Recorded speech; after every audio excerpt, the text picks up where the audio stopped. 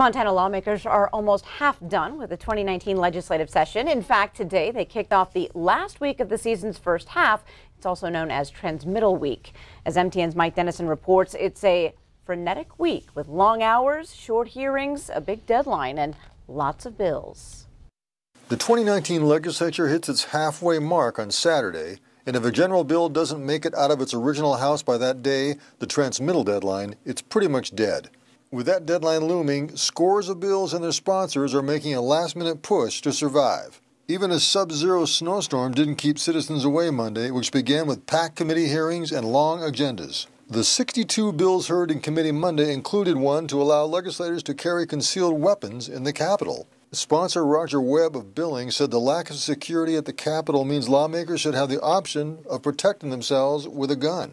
It's not a matter of when, because it's going to happen. We are the softest target this time of year in the state. People walk in this facility every day with a firearm.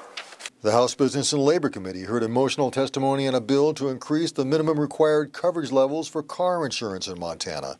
Edward Morris of Bozeman, struck by a car in 2017 while he rode his bike, later discovered the driver had only the legal $25,000 minimum of coverage for Morris's injuries. I was rushed to the hospital. My life was hanging by a thread. I was rushed into surgery. After I was getting released from the hospital, I received this punch in the gut from the financial people at the hospital that my bill was close to $160,000. Insurance industry lobbyists lined up against it, saying it would raise premiums on car insurance and lead to more uninsured drivers. The House Judiciary Committee also heard a half dozen bills Monday, including 3 to limit required vaccinations. Most of these bills have until Wednesday to clear a committee, after which the House and Senate go to all-day floor sessions to handle the crunch of bills trying to make Saturday's deadline. We always want to make sure every bill has a fair hearing and adequate time. However, when we're up against a deadline, sometimes time limits are basically constrained by what's in the committee at that time. Some of these bills will make it. Some of them won't.